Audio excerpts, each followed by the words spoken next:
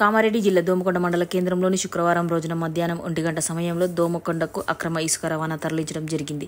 ఇట్టి విషయంపై దోమకొండ పలువురు వ్యక్తులు ఆర్ఐ అధికారి మహేందర్కు ఫోన్ చేయగా 10 నిమిషాల్లో వస్తున్నా అని చెప్పి రాకపోవడం చాలా ఆశ్చర్యకరమని పలువురు అంటున్నారు. తిరిగి ఎన్నిసార్లు ఫోన్ చేసినా ఫోన్ రెస్పాన్స్ ఇవ్వకపోవడంతో పలువురు ఇసుక మాఫియాకి రెవెన్యూ సిబ్బందికి అనుసంధానం ఉందని భావిస్తున్నారు.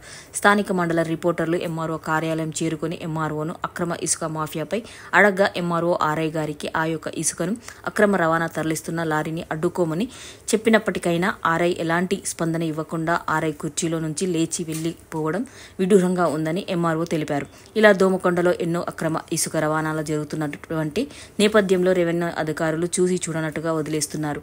ఎంఆర్ఓ గారితో విలేకరులు మాట్లాడిన సంభాషణ రెవెన్యూ డిపార్ట్మెంట్ ఇసుక మాఫియాకు ఏమన్నా సంబంధాలు ఉన్నాయా లేక డబ్బులు తీసుకున్నారా అనే నేపథ్యంలో మాట్లాడితే ఎంఆర్ఓ గారు ఇసుక మాఫియాకు మాకు ఎలాంటి సంబంధం లేదు, అందరూ మాకు ఒకే సంబంధం, వెంటనే ఆ యొక్క వాహనాన్ని మేము సీజ్ చేస్తామని తెలిపినటువంటి ఎంఆర్ఓ కూడా గత 30 నిమిషాల నుండి ఎంఆర్ఓ కార్యాలయంలో లేకుండా ఇతర వేరే కార్యాలయానికి వెళ్లి తన యొక్క వృత్తిని కొనసాగిస్తున్నారు.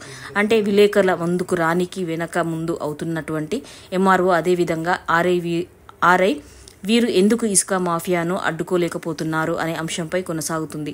పై అధికారులు వెంటనే మైనింగ్ డిపార్ట్మెంట్ వారు దోమకొండలో జరుగుతున్నటువంటి ఈ యొక్క అక్రమ ఇసుక రవాణాపై దృష్టి పెట్టి దోమకొండ రెవెన్యూ డిపార్ట్మెంట్ చేస్తున్నటువంటి అన్యాయాలను అరికట్టేలా చూడాలని కోరడం జరిగినది.